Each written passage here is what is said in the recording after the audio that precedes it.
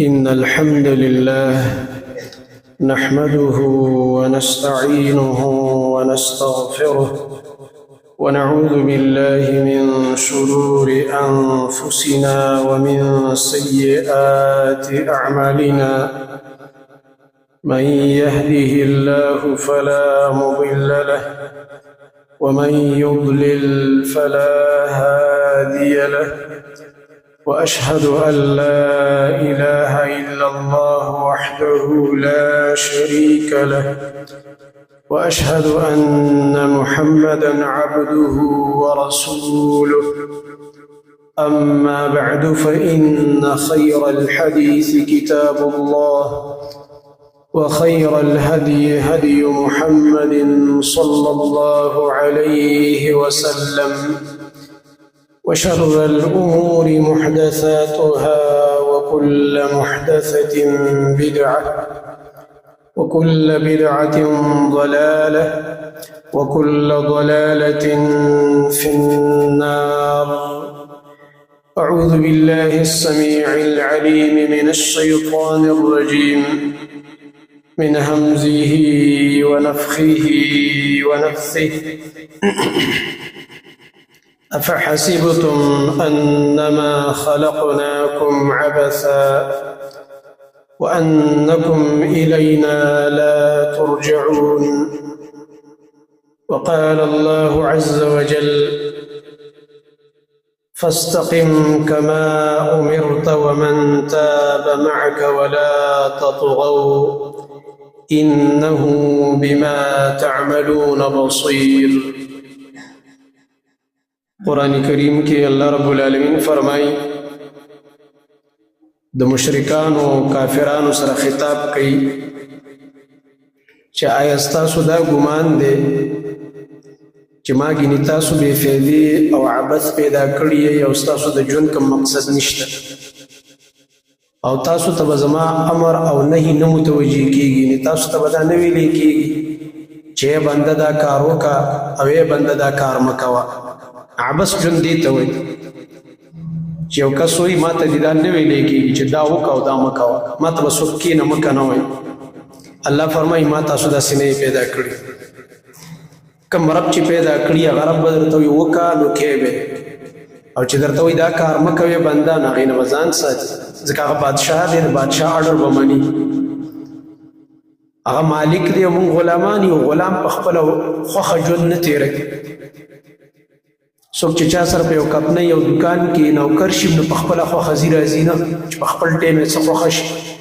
د نوابانو په شان به ځي او چې کم ټایم یې خوښه شو چوټي به کوي. نه، مالک ته تپوس کوي ولې ناوخته راغی، یو ګنټه ولې لیټ راغی، یو ګنټه مخکې ولې ځي. یو انسان دی خو د انسان صرف نوکر نوم پې د ده پروت دی، د هغه معمولي خلاف ورزي نشي برداشت کولی. بیا هغه ذات چې موږ کې روح اچولی دی، د نطفې نه موږ انسانان جوړ کړي یو، عقل یې راکړی دی، په ښه بدي پوه کړي یو، آسماني عظیم کتاب یې راته نازل کړی دی. د دغه کتاب د ښودنې دپاره، د تشریح دپاره او په دې د عمل دپاره یې راته یو عظیم پیغمبر رالیږلی او د هغه نبي صلی الله علیه وسلم په احادیثو کې موږ تفصیلي پوه کړي چې د دې قرآن په دې حکم به څنګه عمل کې، په دې به څنګه کې، په دې به څنګه کې. دا 30 کاله نبي علیه السلام څه کوه؟ د دې قرآن تشریح کوله او د دې ټریننګ یې صحابو له ورکوه چې په دې به عمل څنګه کوه. کني خو په یو ځل به قرآن نازل شوی خبره به ختمه شوې. دا هم د هغه خلکو دپاره چې څوک د نبي علیه السلام د سنت او د احادیثو منکرین دي، دا هم د هغوی خلاف یو مضبوط دلیل دی چې هغوی حدیث ته ساجد دی. موږ چې حاجت نه و خو دا قرآن بیا په یو ځل نازل کړی دی، 30 کالو ته ساجد. دا 30 کاله نبي علیه السلام په دې قرآن موږ ته عمل راښود او هغه عمل په کوم ځای کې دی؟ په حدیث د رسول الله صلی الله علیه وسلم چې د نبي صلی الله علیه وسلم حدیث یو انسان ونه مني، دا د قرآن کریم بالکل نشي منلی. دا به د قرآن سره لوبې کوي، خپل عقل د خپل خېټې مطابق به د دې تشریح کوي، یا به کم چې باطل پرست خلک تیر شوي دي او هغوی قرآن سره کمې لوبې کړي دي، د هغوی خبرې به چې کوم دی د قرآن کریم په تشریح کې را نقل کوي او ټولې ګمراه خبرې دي. په دې بنا باندې زما محترم ورونو مونږ الله عبس نه پیدا کړی یو خود دې آیت کې په دې راټنه دا زورنه دا او زجر دې مشرکین او کافرو ته چې تاسو دا ګمان دی چې ما عبس پیدا کړی نو عبس نه پیدا یو لوی مقصد دی د دنیا او دویم دې دا ګمان دی وانکم الینا لا ترجعون تاسو بګینې زموږ طرف ته نه راګرځئ تاسو بګینې قیامت به نه قایمېږي د الله مخې ته به نه پیش کېږي نه دا دویم ګمان هم ستاسو غلط دی بلکې کوم الله سبحانه وتعالی چې تاسو اول پیدا کړی هغه الله سبحانه وتعالی به تاسو بیا خپلې مخې ته راپورته کوي او ودرئ به په دې خبره تاسو یقین وکړئ چې زما مخې ته به راځئ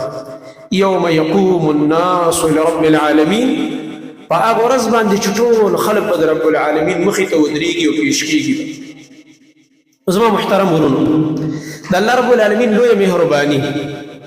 او ډېر عظیم رحم هغه دا دی چې زموږ د امت عمرونه لږ دي په نسبت د مخکنو امتونو خو داسې اعمال او موقع الله را لیږلي دي داسې موسمونه او داسې مقامات چې په هغې کې موږ عبادت وکړو د لږ عبادت اجر په ډېر څه موږ ته میلاویږي چې یو په هغې کې د رمضان چا چې پکې اعمال کړي دي الله رب العالمین دې له ټولو نه قبول کړي او زما محترم ورونو موږ دوو کړاوونو کې اخته یو اول کړاو خدا دې چې عمل وکړي او عمل بغیر د کړاو نه کېږي ټیم به ورکړي عبادت به کوي نو عبادت ته خو ټیم پکاري ځان به ستړی کوي شل کارونه به پرېږدي د الله بندګي به کوي نو یو خو چاته اول دا توفیق نه میلاویږي چې میلاو شو په دې خو د الله ډېر شکر وباسه چې لا تا عبادت وکړو شپې پکې چا قیام وکړو تلاوت یې وکړو ذکر یې وکړو صدقې او روژه او څه نور ډېر اعمال دویم کړاو د دې محفوظ ساتل دی اوس څنګه چې یو تاجر دوه کړاو کوي یو کړاو دا کوي چې خپله سودا خرڅوي نو دا سودا چې دی راغونډوي او یو ځای بل ځای نه راغواړي او بیا یې دا په یو ځای کې لګوي که هغه کمپني ده او که هغه دوکان دی او که بل ځای او بیا یې دی خرڅوي دا یو کړاو شو نو دله پیسې راغی نو دویم کړاو دا چې دا کوم پیسې مو وګټلې دا رانه څوک ونه وایي دا رانه څوک چې کوم دی تالا والا نه کړي خراب یې نه کړي نو په کور کې هم تاکید کوي ښځې ته وایي چې ګوره خیال کوه ګزاره کوه خرچې سره بچو ته وایي ګزاره کوئ دا ډېره سخته ما ګټلي او د غل غدون هم یېرېږي د دې نه هم یېرېږي چې څوک یې رانه وانخلي پټي نه کړي ده سره دا دویمه خواري بیا د دې مخکې نه هم ډېره لګېدلې ځکه هلکه په ډېره خوارۍ باندې مې دا شی جمع کړی ده پیسې او د ده په ذهن کې یو پروګرام وي چې کېدای شي کور مې نشته ځمکه به ځان له والم یو کور به جوړ کړم د دې بچو مې ودونه نه دي شوي دا به پرې وکړم حج مې نه دی کړی دا حج به وکړم هلکه عمرې له به پرې لاړ شم داسې ښه ښه نیتونه یې کړي دي خپل مال ته یو تمه باندې نو دی د دې د حفاظت پوره کوشش کوي چې دا مانه برباد نه شي دا مانه ضایع نه شي دا مال خراب نه شي زما دغه شان دا مؤمن بنده دی یو خواري او کړاو د ده دا دی د نیک اعمال وکړي نو چې اعمال دي وکړو خزانه دې جمع شو د آخرت اکاونټ ته ستا روجې لاړې تلاوتونه دې لاړه اذکار دې لاړه د شپې قیامونه دې لاړه هغه دعاګانې او جړاګانې دې لاړې نو دویم کړاو هغه مونږ ته اوس دا دی چې دا به محفوظ څنګه ساتو دا کوم اعمال چې موږ آخرت ته ولېږل دا اکاونټ به محفوظ څنګه پاتې کېږي دا اعمال به نو اوس خراب نه شي او دا هغه سخت کړاو دی چې ډېر لږ خلک په دې کې پاس کېږي او ډېر زیات پکې فیل کېږي شیطان کلم دا نه غواړي چې ما او تا د نیکۍ یو خزانه جمع کړې او دا دې همداسې پاتې شي نه بلکې غواړي دا چې دا برباد شي داسې ګناهونه داسې نافرمانیانې داسې غفلتونو کې موږ واقع کړي چې الله مکه زموږ منځونه زموږ نه شي بلکې د بل چا شي یا برباد شي نعوذ بالله او دغه رنګه موږ چې آخرت ته ورځو هیڅ هم نه وي پاتې شیطان دا کوشش کوي ځکه دشمن دی موږ سره لګېدلی د نفس خواهشات را سره لګېدلي نو کوم انسان چې د شیطان په دې وسوسه پوه شو او د خپل نفس په دې لمسه پوه شو دا هوښیار انسان دی چې لکه د دې عمل سره خو زما دا دونه خواري مې چې یو میاشت وکړه دا بربادېږي لګیا دا عمره مې وکړه دا حج مې وکړو دا روجې مې ونیولې دا فلانې عمل مې وکړو فلانې دا اعمال خو محفوظ کول غواړي که نه نو په دې بنا باندې زما محترم ورونو لوی کړاو هغه دا دی چې انسان د خپل اعمال محفوظ وساتي. ستاسو کې خیالي دا آبادي جوړول او ودرول ګران دي که ورانول ګران دي؟ جوړول ګران دي. اوس دا آبادي چې کومه شوې د دې شاته مسجد او د دې مسجد په دې څومره ټیم لګېدلی دی، په دې خدایۍ باندې، د دې په دې ډانچه باندې، د دې په دې لنټرو باندې، د دې په دې ټایلونو باندې. نو دا چې راجمه کې دا تقریبا اندازه 2 کالو ته رسېږي چې داسې آبادي سړی کوي نو کال 2 اخلي. خو که ته اوس وله کسان راولې دا راله ورانه کړه نو تا ته به څه وایي؟ وایي 20 ورځې راکړه. ته به ته لکه 2 هفتو کې ورانه کړه، وایي خیر دی زه 2 هفتو کې هم رانولی شم، خو 20 ورځې راکړه. دا په 2 هفتو کې جوړه شوې وه، دا په 20 ورځو کې جوړه شوې وه. دا 2 کالو آبادي دی په 20 ورځو کې ورانوي. دغه شان ته دا زموږ نیک اعمال چې موږ پې کومه خواري کړې هغه ډېره خواري وګوره، ډېر په کړاو د اعمالو. خو که ورانوي الله مه که نو ګوره ډېر زر به تباه شي، موږ به پې پوه نه شو، درز درز درز بیا به نه روژه یو نه به ذکر یو نه به تلاوت، هر څه به خراب شي. دا احتیاط او کنټرول دا ډېر ضروري دی. او دا هغه کارو چې صحابه به دې ته متوجه وو چې عمل وکم خو دا محفوظ پاتې شي ماله، دا زمانه خراب نه شي. قرآن کې دې ته الباقیات الصالحات وایي، هغه باقي نیک اعمال چې تاله د آخرت په اکاونټ کې همداسې باقي پاتې شي چې خراب نه شي. نو څنګه چې موږ د دنیا د مال حفاظت کوو چې هلکه ډېره په خوارۍ هم ګټلی چې رانه خراب نه شي، داسې به د دې نه زیات مال خو دلته پاتې کېږي. دا کومه نیکي چې ده هم سره قبر او آخرت ته تلونکي ده، نو د مال نه ډېر به په دې خفه کېږي، په دې خپل دین باندې، په دې خپل عبادت باندې. زما محترم ورونو، په دې بنا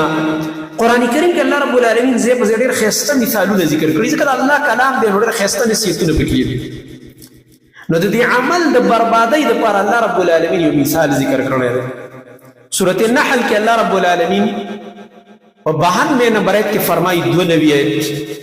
ولا تكونوا كالتي نقضت غزلها من بعد قوة أنكاثا. الله رب العالمین فرمایي مکه گئی پشان دا هغه ښځې اورخه دا هغه ښځې پشان مکه گئی چې هغه خپل سپڼسي ګنډلي څیزونه هغه ټوټې ټوټې کی پس د دې نه چې مضبوطي وګنډي. مفسرین دې د لاندې لیکي چې دا یا خو مثال دی، الله بس د یو زنانه مثال ذکر کوي، پاګله زنانه د سار نه غریبه کېناسته ګنډلې وکړه ځان یې پې ستړی کړو، بنین یو ګنډلو، یو ټوپۍ وګنډله مثال، یا یو بل شی وګنډلو، یو کمیس یې وګنډلو، یو جوړه یې وګنډله، یو څیز باندې خواري وکړله، ګنډل یې وکړه ټوله ورځ پې غریبې تېره کړله، ډوډۍ پکې ناوخته شوتې او خوراک څښاک مو بچو له ډېره توجه مو ورنه کړو، ځان یې پې ښه ستړی کړو. او چې د ماښام ټیم چې پینچي ورپسې راواخلي او هغه خپل ګنډلي څیز څه کړي، خلک ورته څه وایي، په کور کې مو ورته خلک ردي بدي وایي چې تا خو به دې باندې ټوله ورځ ځان ستړی کړو، او ته اوس به قینچي رالې لګېده دغه کې ټوټې ټوټې کې، یا یې بېرته سپړې او تار تار کې خرابې. دا ولې کې دا څه کې لیونۍ خو نه مازمخ به دې خراب نه وي، داسې انسان ته موږ پاګل وایو. نو دا زنانه هم هوښیاره ده که پاګله ده؟ پاګله لازمي خبره، خو جرنلي خبره ده، هر سړی به دې پوهېږي. او بعضې مفسرین وایي چې دا په مکه کې یوه لیونۍ زنانه و، هغې به دا کار کوه، رایته د هغې نوم مزغو کې فرق و. بعضې وخت کې لیوني خو یو شی وله ورځي، دې له وایي د ګنډلو چل ورته، نورې مازغه برابر نو، عقل یې په ځای نو،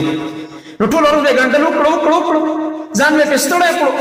او چې دا د مازدیګر ماښام ټایم به شو، بېرته به هغه خپل ګنډلي څیزونه ټول تار تار. نو الله رب العالمین فرمایي ګوره د دغه لیونۍ ښځې په شان چل په ځان مه کوه چې دومره ځان سړی ستړی کړي په یو عمل، او هغه عمل سر ته ورسوي او بېرته بیا ختم کړي، په خپلو لاسو یې برباد. دا مثال دی د هغه خلکو. روجې ونیولې، عمرې وکړل، حجونه وکړه، ذکر دې وکړو، تلاوت دې وکړو، صدقې دې وکړې، بل نیک عمل، د مسلمان جنازه، د خیر ښېګړې کارونه، او بیا ورپسې شاته نعوذ بالله داسې نافرمانیانې او ګناهونه سټارټ کړي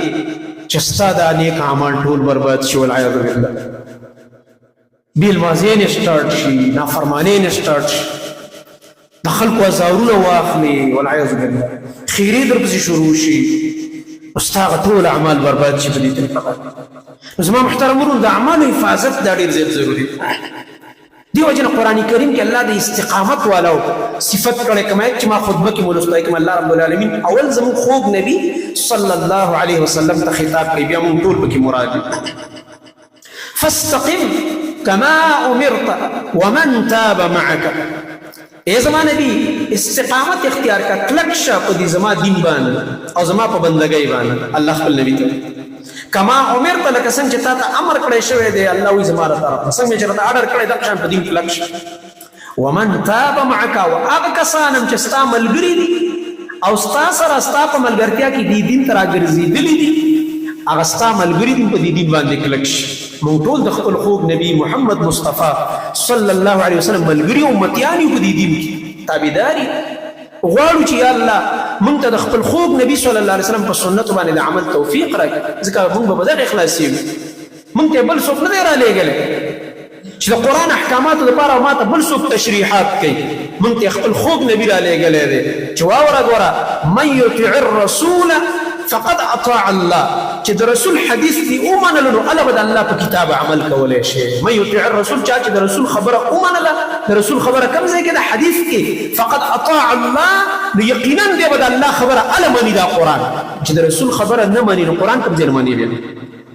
دا قرآن چې قرآن دی چا په خپل قرآن دی د محمد مصطفی صلی الله علیه وسلم. د محمد مصطفی صلی الله علیه وسلم په خپل قرآن مني او دا حدیث نه مني دا تا کې عقل شته دین په ځای پرېږده چې ایمان در کې شته که نه عقل در کې نشته. ایمان او دین خو لرې خبرې چې ته لا د دین او د ایمان خبرې کوې عقل در کې نشته انسانیت لا نه راغلی چې په دومره عامه خبره ته نه پوه شوی چې اخر دا کتاب نازل په چا و چې په چا نازل هغې معلم و هغوی مونږ ته تشریحات پریښي دي الحمدلله. صحابه کرام رضی الله عنهم یو معاشره قایمه کړه د دې قرآن مطابق او هغه معاشره که ته ګورې د هغې تفصیلات احادیثو ته لاړ شه د نبي کریم صلی الله علیه وسلم ښکلې یو ښایسته معاشره به ته ووینې د مدینې چې څنګه یو معاشره تشکیل کړه په هر عمل کې تا ته نمونه پرته ده والحمد لله علی ذلک. نو الله رب العالمین موږ ته استقامت ذکر کوي او چا چې په دین استقامت باندې کلکوالی اختیار کړو نو ده ته به الله رب العالمین د مرګ په وخت کې ملائک رالیږي او زیری به ورکوي. قرآن کریم کې الله رب العالمین فرمایي ان الذين قالوا ربنا الله ثم استقاموا تتنزل عليهم الملائكة ألا تخافوا ولا تحزنوا وأبشروا بالجنة التي كنتم توعدون. یقینا هغه کسان چې هغوی دا اعلان وکړو اقرار یې وکړو په ژبه چې ربنا الله زموږ رب الله دی. وګوره صرف په ژبه دا نه وایي چې ربنا الله خو هندو وایي زموږ رب الله دی یهودي وایي زموږ رب الله دی نصرانی وایي زموږ رب الله دی د مکې مشرکان ویل زموږ رب الله دی. قرآن ډک دی نه نه وروسته ورپسې بله جمله وایي ثم استقاموا بیا به په خپله دعوه کلک شي معنه د الله توحید به مني بیا به شرک نه کوي. ګوره د دغه الله احکامات به اوس مني د دې الله رب العالمین د احکاماتو پابند کېږي به ثم استقاموا تشه خبره به نه قالوا قول دی وکړو په ژبه نو وروسته وایي ثم استقاموا اوس به پې کلکېږي په دې خپله خبره. خلک وایي که نه هلکه خبره دې کړې ده اوس شاته زموږ عرب کې هم داسې تا خو موږ سره ژبه کړې وه تا خو موږ سره په جرګه کې لوز کړی که نه یو سړی لوز وکړي که نه او بیا د خپلې خبرې نه شاته کېږي نو جرګه قوم کلی ولس هغې ملامته کوي. الله رب العالمین فرمایي چې تاسو دا قول وکړو چې زموږ رب الله دی نو بیا به ته شاته اوس تختې زما احکام به نه منې ثم استقاموا اوس به استقامت اختیار اوس به کلکېږي. عمر رضی الله عنه د استقامت معنا دا کوي ثم استقاموا معنا دا ده وایي د لومبړانو او ګیدړانو په شان به اوس داسې او داسې د دین نه تښتېد داسې او داسې به نه تښتېد اوس به کلک ودرېږي په میدان کې. اوس چې د الله رب العالمین کوم احکام راتلو د رسول الله صلی الله علیه وسلم سنت راتلو بڑی ورته ووایم لا کلکه کوه یا الله اوس عمل توفیق راکړي. ډېره غټه خبره مې وکړه ته زما عربې ته زما عربې دا وړه خبره ده دا مونږ خو اسانې ژبې بس رب مې الله دی که نه نور به ژوند په خپله خوښه تېرو نه نه دا ډېره غټه خبره تا کړې ده دا ډېره غټه خبره تا کړې ده. د تبلیغ والا ملګري اکثر ناپوهه ډېرې ناپوهه خبرې کوي ځکه غریبانان عوام خلک دي کنه، څوک چاوبین نه راپاسېدلی دی، څوک د جوارۍ د مجلس نه راپاسېدلی، څوک د نشو والا مجلس نه. خو کله کله بعضې مثالونه ښایسته وایي، بعضې خبرې ښې دي. ښې خبرې به د هر چا مني، اگر چې تبلیغ والا ملګرو کې ناپوهي ډېری څه عالمان خو نه وي چې ګینې علمونه یې کړي، نه ولا قرآن ورځي نه حدیث ورځي نه ترجمې کړي، په دا یو څو خبرې یادې کړي ساده ساده. خو په دې ساده خبرو کې یو خبره ډېره قیمتي ده، هغه دا ده چې دا زمونږ د اهل حدیثو الحمدلله منهج دی. دا خبره وایي ورونو، وایي موږ په دې کلمه کې د الله تعالی سره وعده کړی. دا خبره مې اورېدلې، موږ په دې کلمه کې د الله تعالی سره وعده کړی چې یا الله ستا حکمونه به منو او ستا د خوږ نبي صلی الله علیه وسلم د مبارکو طریقو تابعداري به کوو. موږ وایو دا زموږ منهج دی د اهل حدیثو الحمدلله. دقه موږ وایو. الله دې په ټولو د عمل توفیق ورکړي. تبلیغ والا هم زموږ ورونه دي او ټول چې څومره مسلمانان واقعي چې موږ دا وعده په دې کې کړې، دا خبره صحیح ده، دا بالکل حقیقت. کلمه چې دی ویله دا یو اقرار تا وکړو، یو لوز دی وکړو. په دنیا کې ته چا سره شټامپ وکړي، چاله یو د ځمکې انتقال ورکړي، تښتېدی ته نه شي، انسان ته ګیري، شل خلک دې ملامته کوي. نو چې ته د الله سره اقرار وکړي، په کومه تې تښتې؟ تا د الله سره اقرار لوز کړی، په کومه تې تښتې؟ نشي تې تښتېدلی. لوز کې ګیري موږ ټول، او زموږ رب دی. او په دې خوشحاله یم چې یا الله موږ له دې توفیق راکړه چې موږ تا سره دا لوز کړی دی. دنیا کې ډېر خلک دي نه کلمه ویلې ده، نه الله د هغه توحید مني، نه د نبي صلی الله علیه وسلم سنت مني. نو په دې به خوشحالېږو چې الله موږ له دا توفیق راکړی، دا کلمه مې ویلې ده. نو اوس به د الله نه دا غواړو چې الله اقرار خو در سره کړی دی، خو درته خړسترګې ونه درېږو یا الله، شرمنده درته ونه درېږو یا الله، توفیق راکړه چې په دې خپل اقرار کلک ودرېږو. ځکه الله قرآن کې فرمایي ثم استقاموا، اوس به دا بندګان په دې خبره کلکېږي، استقامت به اختیاروي. اوسې بنده کلک شه. اوس خلک وایي که نه هلکه دې شي ته خو دې راودنګل، خو خپې دې کلکې کړه، ځان اوس مضبوط کوه. بیا الله رب العالمین فرمایي چې چا دا کار وکړو چې رب سره اقرار او لوز وکړو، یا الله ته زما رب یې او زه به ستا عبادت او بندګي کوم، او بیا په دې خبره کلکم شو، نو څه چل به کېږي؟ تتنزل علیهم الملائکه، رانازلېږي به دوی ته ملائک. په کوم وخت کې؟ د مرګ په وخت کې. او مفسرین وایي دا په هغه وخت کې ملائک راځي، موږ ته ښکاري نه زړه د لکلکوي چې کله در باندې دنیا کې یو سخت او تکلیف راځي، ملائک دې لړک لکه چې ودرېږه ما الله در سره ملګری دی، ته په حق یې، زړه دله مضبوط کړي. او د مرګ په وخت کې دا ملائک ورته راځي او څه ورته وایي؟ الله تخافوا ولا تحزنوا، ونه یریږئ، غمجن نشئ، وابشروا بالجنة التي كنتم توعدون، او زیره واخلئ په هغه جنت چې تاسو سره وعده کېدی شو. تاسو کلمه ویلې وه، تاسو د الله په احکامو عمل وکړو، د نبي صلی الله علیه وسلم په سنتو عمل وکړو، په دین کلک وئ، تر مرګه پورې مه خفه کېږئ او مه غمجن کېږئ. اوس او زیره د جنت واخلئ، تاسو ته الله رب العالمین جنتونه درکوي. او بیا ورته دا ملائک وایي نحن اولیاؤکم فی الحیات الدنیا وفی الاخره، موږ ستاسو دوستان یو په دنیا کې، موږ تاسو سره دوستي وه، تاسو را باندې خواږه لګېدلی، او هم په آخرت کې به تاسو سره ملګري یو موږ د قیامت په ورځ باندې. الله اکبر. الله دې دا فضیلت موږ تاسو ټولو ته نصیب کړي. او بیا ورته فرمایي ولکم فیها ما تشتهي انفسکم، او ستاسو لپاره په دې جنت کې هغه څه چې ستاسو زړه یې غواړي، زړه کې چې د کوم خیال راځي به الله درکوي دله. او ولکم فیها ما تدعون، او ستاسو لپاره په دې جنت کې هغه څه چې په دې خوله یې غواړئ، چې زړه کې راځي هغه به ملاویږي، او چې په دې خوله دې ویلې هغه به ملاویږي. الله جنت داسې دنیا کې فرمانه نه پوره کېږي، نیمګړې ده ټوله. پښتانه وایي چا شل کړی ده. او جنت هغه ځای دی زما محترم ورونو چې الله دې بل آیت کې ورپسې فرمایي نزلا من غفور رحیم، دا مېلمستیا ده د هغه رب د طرف نه چې بخښنه کوونکی او رحم والا دی. دا بعضې بېدینه خلک چې دا ملحدین او دا لیبرل دا دغه پورې خاندي نعوذ بالله، د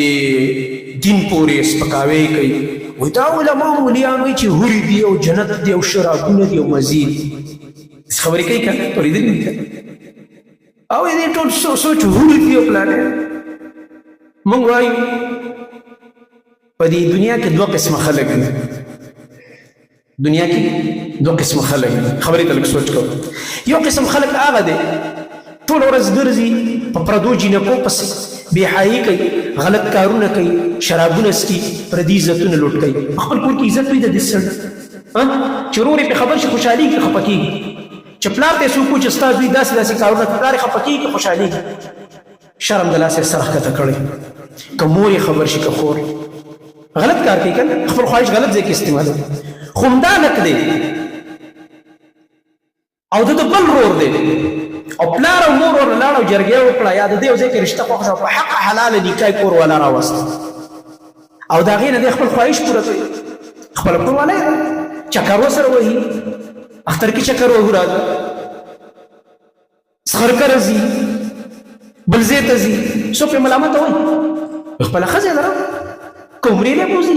کاج له بوزي ک چکر له بوزي کسخر کرزي زموږ سره سکار الله دې نورم خوشاله سات نه پلار ملامت کوي نه مور ملامت کولې شي نه ورونه نه خويندې نه قام قبيله نه کلی ولس خپل حلال خزه ده وچت سترګو ګرځي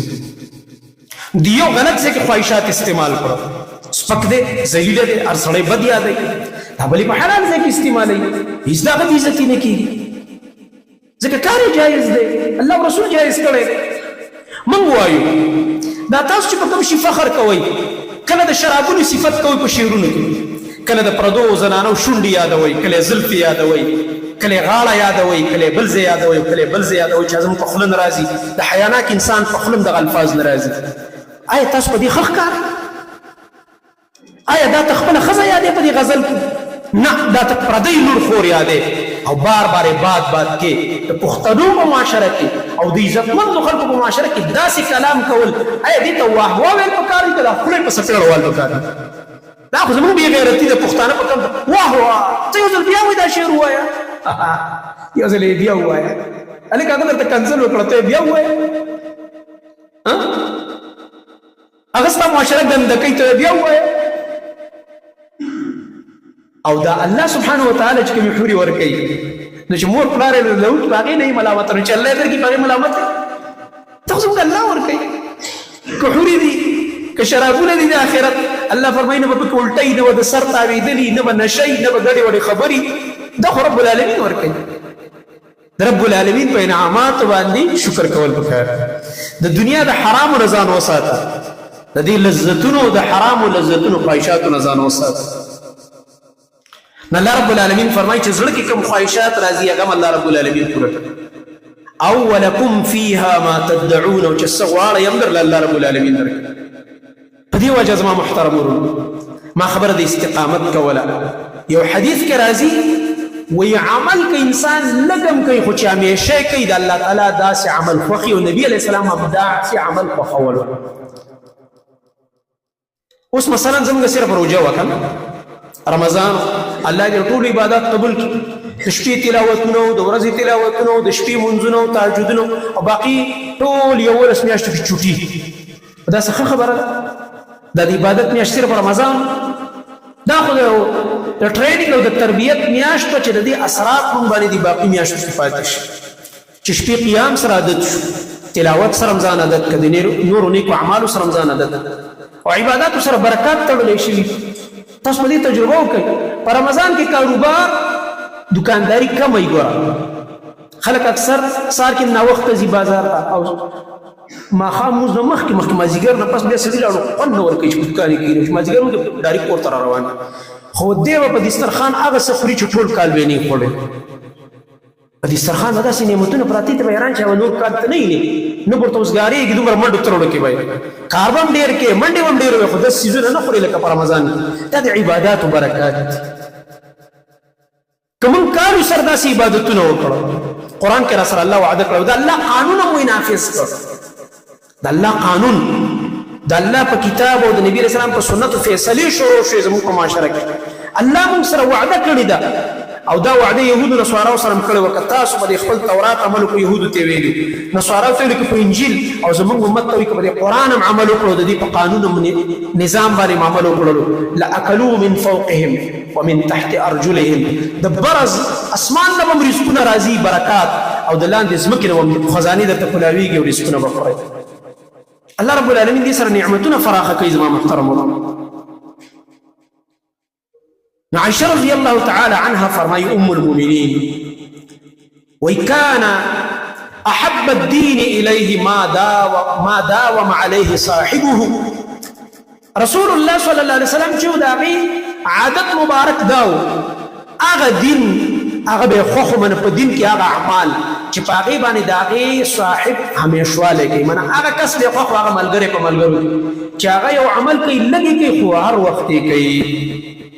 اوس مثلا موږ یو څو ورځې تلاوت وکړو او باقي چوټي د دې په نسبت هغه انسان غوره دی چې هغه لږ تلاوت کوي خو روزانه یې کوي د ده په عملنامه کې روزانه د قرآن تلاوت جمع کېږي روزانه قرآن والاو کې د ده نوم لیکلی کېږي یو سړی د جذبه کې راغی نن یې لسې پارې ویلې سبا یې 5 پارې نورې ویلې بله ورځ یې 3 پارې ویلې بله ورځ یې 10 پارې ویلې یو هفته یې دا جذبه کړه بیا ختم مولانا بجلیګر صاحب خبره د سوډا واټر بوتل وزیست ګیس کې ووت خبره ختم شو لاړو ګیس ختم شو نه د دې په ځای هغه انسان کمالي دی چې هغه لس او شل او 15 پارې نه وایي نیمه پاره وایه روزانه پاو وایه څلور ورځو کې خیر دی سپاره ختموه خو روزانه وایه چې څه به سهار کې ویم لږ شان او څه به ماښام ویم بس یو ټیم وله یا ورکه وله 2 ټیمه ورکه قرآن کریم ته دومره به دې زړه خوشحاله وي دومره به دې زړه کې ورڼا وي زه به د شپې ډېر نه 2 رکعاته به کوم خو یاره د شپې یو ټیم کې به راپاسم چې تهجد 2 رکعاته کوم بس 2 کوم خورا شپې کو ټیک نه کله کله پاتې شي انسان بیماری ستړی هغه چې بیماری او ستړی د هغې باره کې بل یو خوب حدیث دی د عبدالله بن مسعود رضی الله الله څومره مهربانه دی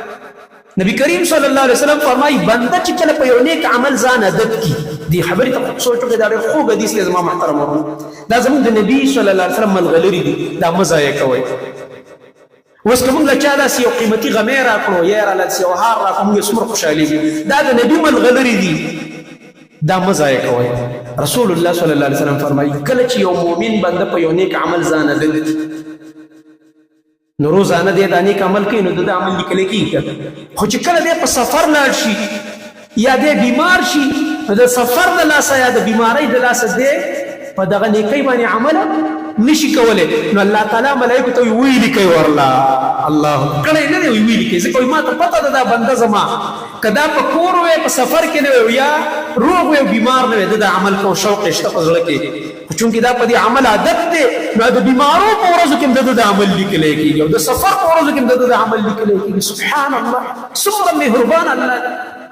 دی وجه نه صحابه او د دې حدیث په وجه ویلي عبدالله بن مسعود رضی الله عنه وایي ځان په نیکو اعمالو عادت کوي سبا که بیماران شوئ په سفر کې وي او تا پې ځان عادت کړی امید درله الله لیکي دومره مهربان الله دی زما محترم په دې وجه باندې یو عمل دې لږ وي خو روزانه 2 رکعاته کوه د شپې یو پاو پاره تلاوت کوه 2 رکوع وایه 1 رکوع وایه خو روزانه وایه روزانه قرآن کریم دی پل ناظره ویلې دی ترجمه شروع کا یو عالم سره یو قاری صاحب سره 2 ټکي وایه یو آیت وایه خو یاره زه به دا په خپله مورنۍ ژبه کې د دې په معنا ځان پوه کوم چې دا زما رب ما ته په دې قرآن کې څه وایي دا به زه زده کوم ته ګوره داسې میاشت جو چې تېرېږي چې ستا څه کیفیت جوړېږي خپل کیفیت ته دې بیا ګوره څومره انسان کې بدلون راځي که دا خو د الله کلام دی ناشنا اثرات دي په دې کې زما محترم ورونه نو په دې بنا باندې یو دا مداومت په نیکو اعمالو بله خبره چې ما کوله هغه دا ده چې موږ به په خپلو عملونو غرور او فخر نه کوو چېرته م یو 2 رکعاته وکړه چېرته م تهجد وکړه چېرته م تلاوت وکړو چېرته م صدقه ورکړه بس برید ته و چې وکړه زه خو م یو څوک یم یو خو خپل عمل چاته وایم دا ستا او د رب پټه معامله ده دې وجې نو هغه بندګان ډېر خوش قسمته دي چې دی یو نیک عمل وکړي دنه نه خپل بچی خبر شي نه تی ښځه خبر شي نه تی مور پلار خبر شي نه تی رونه خویندې او نیک اعمال وکړي پټ اکاونټ دی دا به قیامت کې کولاوي پټ خزانه او ټیک لکه انسان په زړه کې ریا نه او چاته ولیدلې نو خیر دی خبره نه چې ته بیا د دې دپاره نه کې چې ما دې خلک ویلي او زما دې خلک صفت دا په زړه کې نه راولي بلکې الټه به مؤمن بنده یریږي د دې نه چې الله مته دا عمل خو مې وکړ خو ضایع او برباد راله نه شي دا په قرآن کریم کې الله د مؤمنانو په صفت کې دا خبره ذکر کړې سورة مؤمنون کې الله رب العالمین د مؤمنانو صفات ذکر کړي دي نو په هغې کې یو صفت الله رب العالمین دا ذکر کړی دی چې الله رب العالمین فرمایي والذين يؤتون ما آتوا وقلوبهم وجلة أنهم إلى ربهم راجعون الله رب العالمین فرمایي دا مؤمنان هغه کسان دي چې دوی کوي هغه څه چې دوی کوي خبره پټه کړې ده چې کوي څه کارونه کوي دا بندګان او زړونه یریږي چې موږ به رب ته ورځو او د رب مخې ته به پیش کېږو چې څه چل به کېږي دې آیت کې دا پته ونه لګي دا څه کوي دوی خو الله رب العالمین دومره وفرمایي دا هغه کسان دي چې دوی کوي څه چې کوي او بیا دې نه هم یریږي چې د رب مخې ته به ورځو نو د دې آیت په مطلب ام المؤمنین عایشه صدیقه رضی الله عنها پوهه نه شوه چې آیت کې پټه خبره څه پرته ده دا څه شی کوي چې یریږي د الله نه نو د هغې خیال دا راغو ګوره دې نه دا معلومیږي چې د قرآن شرح به موږ ته څوک کوي نبي صلی الله علیه وسلم نو عائشه رضی الله عنها تپوس کوي د الله نبي وسألت رسول الله صلى الله عليه وسلم عن هذه الآية الذي آية مبارك ما رسول الله صلى الله عليه وسلم تپوس چې خوږ رسوله د الله رب العالمین چې فرمایي دا هغه کسان دي چې دوی کوي هغه څه چې دوی کوي او بیا د رب نه یریږي چې د رب مخې ته به ورځو دا څوک دي اهم الذین یشربون الخمر ویسرقون آیا دا هغه خلک دي چې شرابونه څښي غلاګانې کړي دي ګناهونه او زناګانې وغیره وغیره دا کارونه یې کړي بیا خو سړی خامخا یریږي ګناهونه دي کړي نو څه چل به کېږي د ګناه خامخا نتیجه خرابه ده که نه ای د الله نبي دی کې هغه کسان مراد دي چې ګناهونه یې کړي دي شراب خواره او غلا او فلان فلان رسول الله صلی الله علیه وسلم ورته وفرمایل لا یا بنت الصدیق نه ای د صدیق لورې ځکه والد صاحب څوک دی ابوبکر صدیق رضی الله عنه نبی علیه السلام ته صدیق ویلی اوس امریکایي ایجنټان کېنولي دي امریکا کې وایي موږ د ابوبکر صدیق ایمان نه منو د یهودو په منځ کې ته ناست یې او ایمان د ابوبکر صدیق نه وایي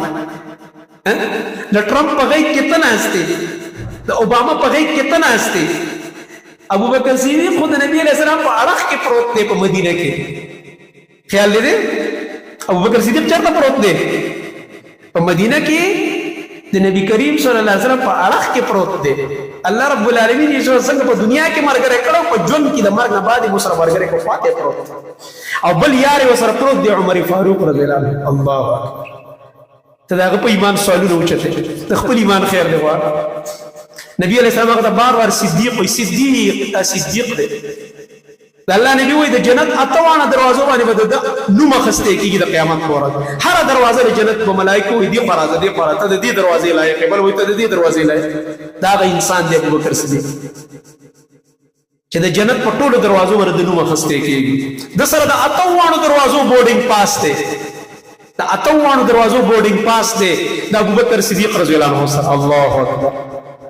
سبحان الله کوم منظر به چې قیامت پر ورځ د نوم اخیستی کېږي چې دې خوا راځه ملایک به ډېر په اکرام به د نوم نبی علیه السلام وایي ای د صدیق لورې نه دې آیت کې دغه کسان نه دي مراد چې ګناهونه یې کړي دي غلاګانې او شرابونه او زناګانې او بل عمل نه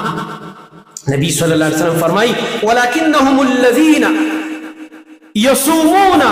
ويصلون ويتصدقون وهم يخافون ألا تقبل منهم الله أكبر بلکې دا هغه کسان دي چې د آیت کې الله ذکر کوي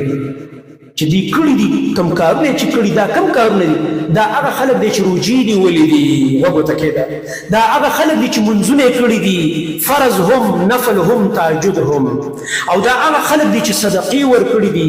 خپل مال یې لګولی دی د الله په دین باندې او د دې باوجود یې زړه رپېږي او یریږي چې د الله مخې ته ورشي هسې نه چې قبول شوي نه وي الله اکبر دا کمال خپل عمل به فخر نه کړو تکبر او غرور به نه کړو دا څه چې کوو بیرته به د الله نه یریږو چې یا الله قبول یې کړه خاطه خبره دا ده چې قبول شي یو ملګري قصه کوله دا زه کله کله وایم هسې د خپل عبرت دپاره یو دا د حرم کې د بعضې عربیانې په رمضان کې د غټ دسترخوانونه یې لګېږي خو پته یې نه لګېږي چې سړی څوک دی کله کله یې پته ولګېږي چې یاره دا سړی خو دا دی اکثر یې هغه کسان نوکران یې مقرر کړي هغوی دلته نو یو کس دغه شان لوی جانماز حرم کې خور شو او دې کعبې ته مخ کړو په ژړا شو چې الله قبول یې کړه کمال دا ابراهیم علیه السلام ته الله کعبه جوړه کړه چې کعبه جوړه کړه نو برید یې تاول اسماعیل علیه السلام ورسره وایي بچیه راځه چې یو دعا وسو چې اوس یې الله قبول کړي الله دا د مؤمن صفت عمل دې وکړو غرور او فخر کې مه راځه بلکې الله ته وژاړه چې الله اوس یې رانه قبول کړي قرآن کې الله سورة بقره کې د هغه او د زوی دعا ذکر کوي پلار دعا کوي ابراهیم علیه السلام او زوی اسماعیل علیه السلام ته آمین وای ربنا تقبل منا انك انت السميع العليم اے زمونږ ربا زمونږ قبول کړه عمل چې ستاده کعبه جوړ کړو ستاده کور جوړ کړو بیت الله یقینا ته اوریدونکي سميع په معنا د قبلونکي دی دلته یا الله ته زمونږ قبول کړي او یا الله ته پوهې په هر څه باندې اوس ما محترم ورونو د عمل نه بعد موږ دا دعا وکړو چې الله د عمل زموږ قبول کړي الله چې د عمل زموږ ضایع نشي او اعمال زموږ برباد نشي او بل زما محترم ورونو اخیری خبره هغه دا ده چې موږ او تاسو فتنې ډېرې دي په دې زمانه کې ناشنا فتنې دي زه بعضې دا الحمدلله نیکان ملګري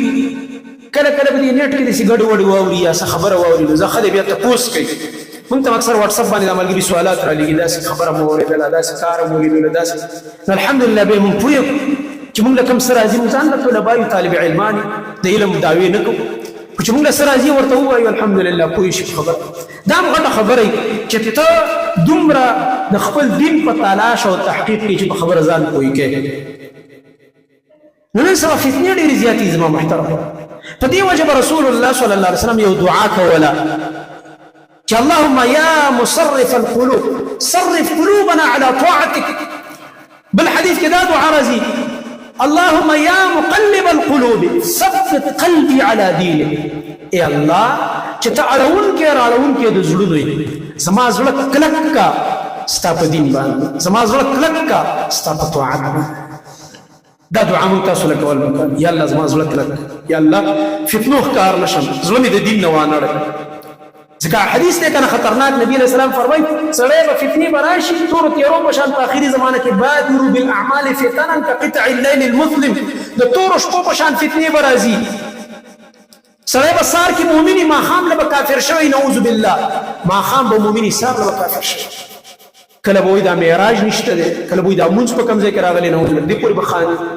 کله به نعوذ بالله تقدیر په کوم ځای کې راغلی نعوذ بالله کله به دا حدیث په کوم ځای کې راغلی نعوذ بالله راشه کته ودی نو د نبی علیہ السلام د رسالت هغه صفات په مکمل ختم کړو بیا هغه رسول د سره پاره شته شي نه من بیا رسول د سره پاره حیثیت د رسالت ختم شو نور څه شي کې پات به کیسه شو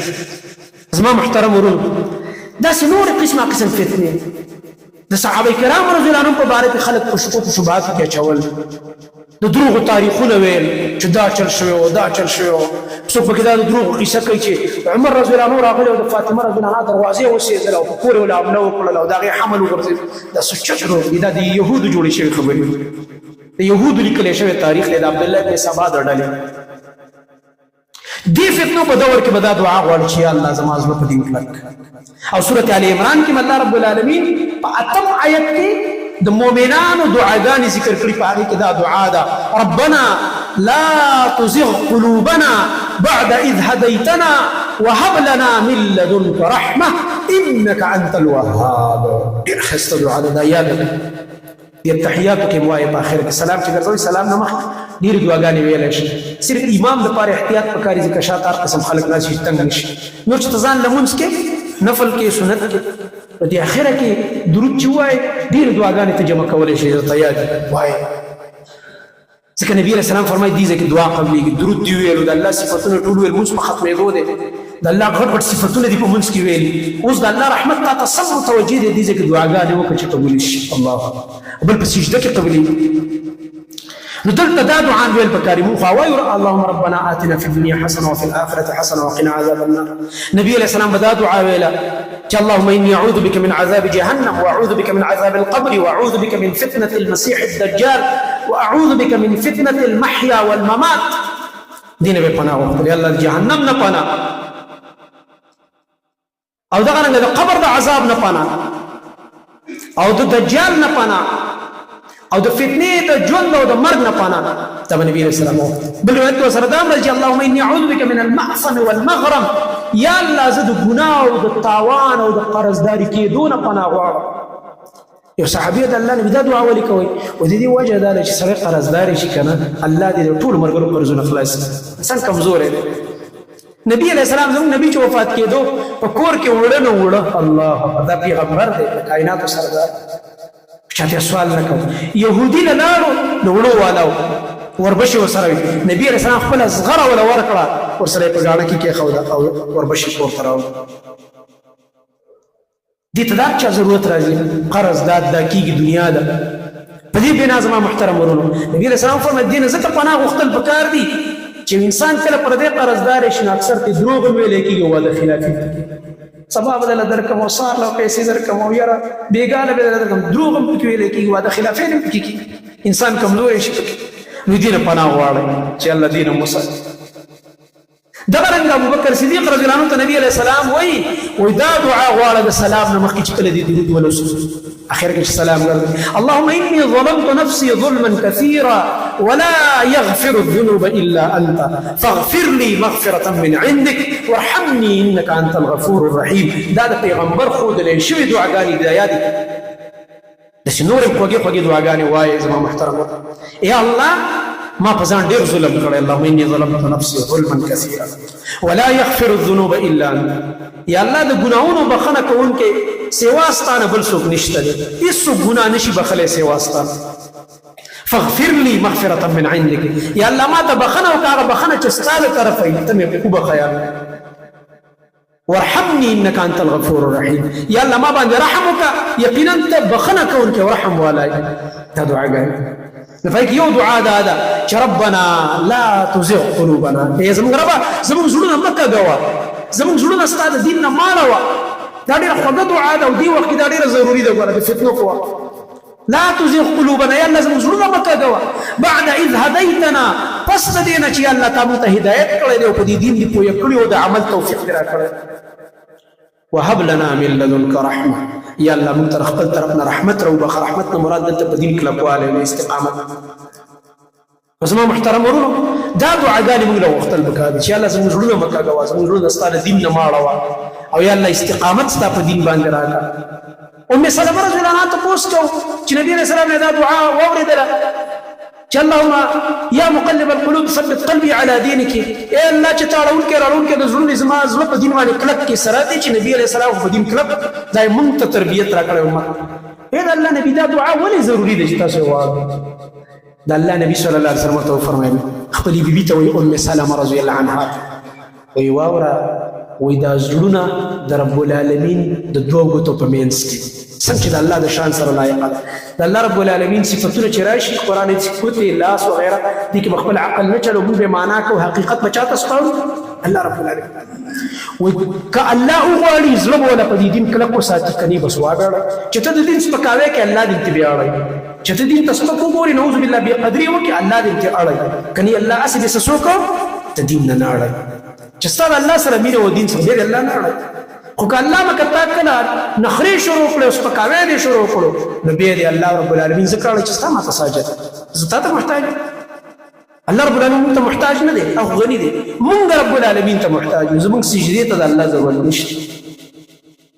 که موږ د الله رب العالمین د قرآن تلاوت کوو د الله ورته حاجت نشته ملایکې عبادت کوي هر وخت وده کېږي هم نه ملایکو نه ستړي کېږي زموږ به څه عبادت کوي زموږ به څه ذکر وي زموږ به څه تلاوت زموږ خپله ګټه ده حدیث کې راځي که دا ټول انسانان د یو متقي انسان د زړه په شان شي الله فرمایي زما په بادشاهۍ کې ذره بره زیاتوالی نه راځي او که دا ټول انسانان او جنات د یو فاجر او نافرمانه انسان د زړه په شان چې نعوذ بالله ټول کافر شي او نعوذ بالله من ذلک او ټول وایي چې الله ته سجده نه کوي عبادت نه کوي الله فرمایي زما په بادشاهۍ کې کمی نشي راوستلی زما درته ساجد نو موږ محتاج یو الله رب العالمین ته الله رب العالمین دې موږ په صحیح دین پوه کړي الله دې موږ د عمل کولو توفیق راکړي کوم عبادات ان چوکړه رمضان کې الله دې رانه قبول کړي الله دې زموږ د آخرت په خزانه کې دا برقرار وساتي او د قیامت پر ورځ چې کوم میزان او تله لګېږي په هغې کې دې زموږ د عملونو د دروندوالي سبب وګرځي اقول قولي هذا واستغفر الله.